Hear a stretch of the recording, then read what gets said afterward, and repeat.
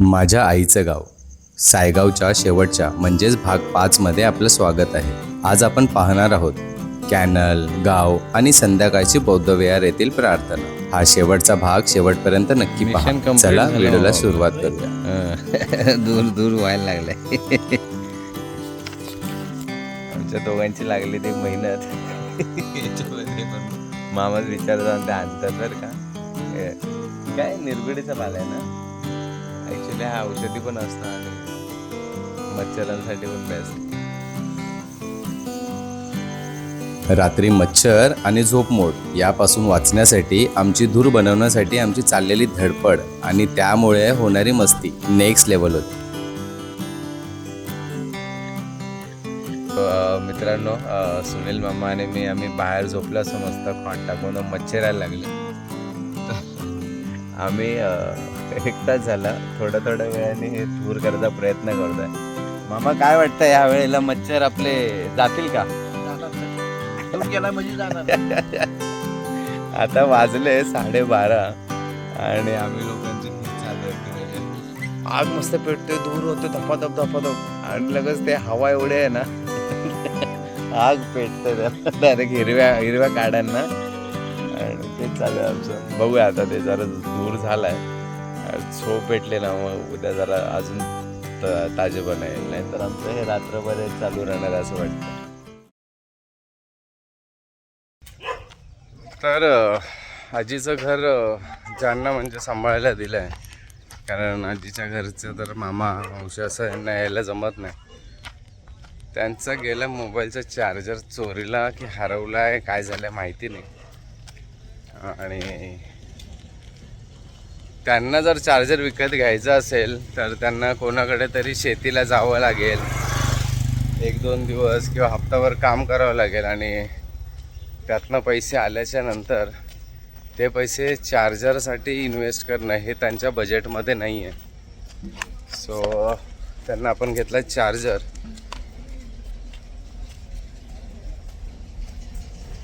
मामी कुठे? सो गावातल्या एका स्त्रीसाठी खूप अवघड आहे की एक चार्जरसाठी आपण 300-350 रुपये आपण टाकणं दिवसभर काम केल्याच्या नंतर. सो आपल्याकडनं एक छोटीशी भेट त्यांच्यासाठी. चांगल्या कंपनीचे घेतले होते, 160 पर्यंत चार्जर विथ ॲडॅप्टर, आपलं वायर विथ ॲडॅप्टर आहे. बट बोललो नको, मला सेपरेट द्या. तर OUD कंपनीचे ॲडॅप्टर आहे, चार्जिंग ॲडॅप्टर 250 रुपयाला. आणि ही वायर आहे, जुनी वायर आहे, म्हणजे सीवाली नाही आहे. तर ती 160ला. मग त्यांनी थोडंसं करून म्हणजे 340मध्ये हे आपल्याला दिलं आहे. तेव्हा त्यांना त्यांचे मोबाईल चालू होईल. आणि आपण ठाण्याला गेल्याच्या नंतर आपल्याला त्यांच्याशी जर संवाद साधायचा आहे तर चार्जर असणं खूप गरजेचं आहे. आणि मोबाईल एकमेव साधन आहे ज्याच्याने आपण कॉन्टॅक्ट करू शकतो. सो ह्या असे छोट्या गोष्टी असतात मित्रांनो. तुम्ही पण आलात कधी गावाला तर थोडं त्यांची पण काळजी घ्यायची, कारण ते खूप छान काळजी घेतात आईची, ताईची, बाबूची. जेवणाचं काही कमी पडू देत नाही. चहा आपण बनवतो आहे, चहा आणि सगळं चुलीवर चालू आहे. घरातला हा रिव्ह्यू तुम्हाला देतो, घरी कसं काय आहे ते बघितलं असेल तुम्ही आतापर्यंत. चुलीवरती सगळं होतं आहे आणि पूर्ण नाकामध्ये धूर जातो आहे. बट ठीक आहे, अभी काही करू शकते ना. सो मावशींसाठी चार्जर. आणि मग चुलीवरील चहा आणि नाश्ता. खरंच चुलीवरील बनवलेले पदार्थ खूप चविष्ट आणि चवदार लागतात, यावर माझा ठाम विश्वास बसला. सो विषय आहे कॅनलचा. आणि आंघोळ तर घरीच केली घाल, बट आज इच्छा झाली की कॅनलवरती जाऊया. पाणी स्वच्छ असेल तर आपण पाण्यात जाणार आहोत. आणि बघू जर स्वच्छ असेल तर आपण मस्त आपलं टॉवेल वगैरे आणलं आहे, फ्रेश व्हायचं. हे बौद्ध विहार आहे, मंदिर आहे. आणि आपण ह्याच्या आतमध्ये पण शूट करणार आहोत, आज करू. आणि बघू आता कॅनलला चाललो आहे तर मामासोबतच आहेत, सुनील मामा आहेत. आणि बघूया आता चाललो तिथे. विषय कॅनलचा आहे. कालव्याच्या पाण्यात हसरा चेहरा उमलायचा, शिंतोड्यात प्रत्येक क्षण आनंदाने न्हायचा. वाहत्या प्रवाहासंगे चिंता दूर वाहून जायच्या. त्या बालपणाच्या आठवणी मनात कायम दरवळायच्या. सूर्याची सोनेरी किरणं पाण्यावर नाचायची. मित्रांच्या हास्यात प्रत्येक संध्याकाळ खुलायची. काळ पुढे सरकला, वाटा जरी बदलल्या तरी कालव्याच्या त्या डुबक्या मनात कायम जपल्या. किनाऱ्यावरच्या पाऊलखुणा आता जरी दिसत नाहीत तरीही त्या दिवसांच्या कथा मनातून कधीच मिटत नाही. अजून कितीतरी आठवणी काळाच्या ओघात दडल्या आहेत. कालव्याच्या प्रत्येक लाटेत आजही अलगद जिवंत आहे.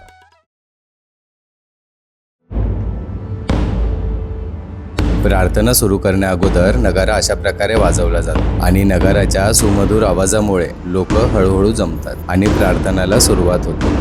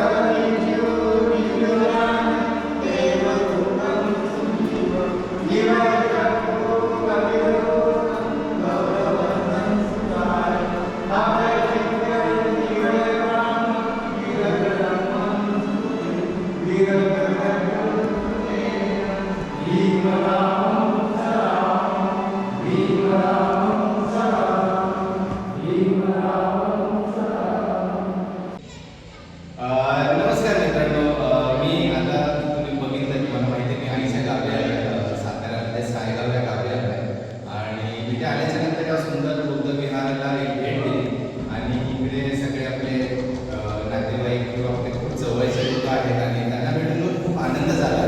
सो ह्या बुद्ध विहाराबद्दल थोडीशी माहिती मला तुम्हाला द्यायची होती.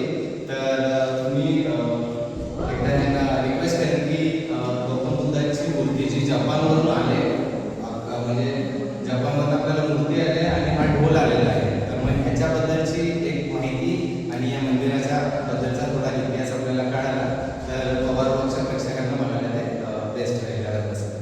तर तुम्ही प्लीज मला सांगा की ह्या मूर्तीच्या बद्दल तुम्ही जी आता मला स्टोरी सांगितली ती लोकांना कळली पाहिजे. जे विश्ववंदनीय कथाकार भगवान मुद्दा बोधिसत्व डॉक्टर बाबासाहेब आंबेडकर, बोधिकार सेवा केंद्र सायगाव, आदर्श महिला मंडळ सायगाव, सिद्धार्थ तरुण मंडळ सायगाव यांच्या संयुक्त विद्यमाने आज बुद्ध विहारामध्ये जी मूर्ती आहे ही मूर्ती अधिक नगारा हे जपानी बुद्ध विहार वरळी या बंचनी आम्हाला सायगाव या मुक्कामी भेट वस्तू दिलेली आहे. ती भेट 1968 पासून ते आज अखेर या मूर्तीचे आम्ही पूजन करत असताना आम्हाला इतका आनंद होतो की या आमच्या जुन्या लोकांनी परिश्रम घेऊन या मूर्तीची स्थापना केल्यानंतर उर्वरित त्यांचे देखभाल आणि आमच्या पद्धतीने करत आहोत. आणि सांगायला एवढा आनंद होतोय की फक्त ह्याच पिढी नाही तर आता ह्यांच्या पुढची पिढी जी आता बाल आहेत, लहान आहेत आणि काही कामानिमित्त मुंबईला जरी गेले तरी ते गावी आले की जेव्हा पण प्रार्थना आणि पूजा केली जाते ते खूप आवर्जून भेट देतात. आता लहान आपले मित्रमैत्रिणी पालक आपण बघितले ते पण खूप छान पद्धतीने प्रार्थना करत होते. तर मला तुमच्याकडनं हे जाणून घ्यायचं आहे की म्हणजे ज्या वेळेला ती मूर्ती आपल्याकडे आली तर ती मूर्ती डायरेक्ट आली की म्हणजे कोण आलं कसं काय म्हणजे काय झालं त्याबद्दल थोडंसं मला कधी सांगा. 1968 साली ही मूर्ती वरळी बुद्ध विहारामध्ये आणि आपल्या येथे मूर्ती आणण्यासाठी वरळीचे जापानी भक्त होते